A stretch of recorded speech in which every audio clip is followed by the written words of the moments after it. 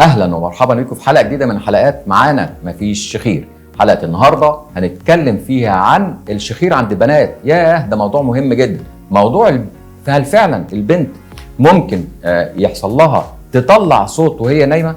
والسؤال الاهم، ولو طلعت صوت المشاكل بتاعتها.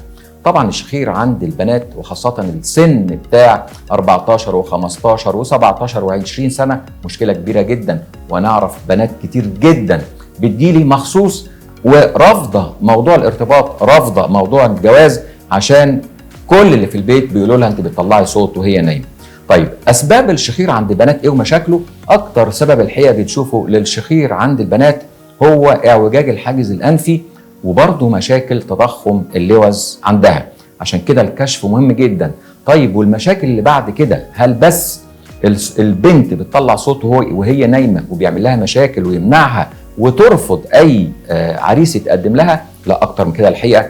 مشاكل الشخير عند البنات بتؤدي كمان الى ريحه فم كريهه، ودي بالنسبه للبنت الحقيقه حاجه فيتال، حاجه لا يمكن البنت تتحملها سواء ليها او سواء للي حواليها.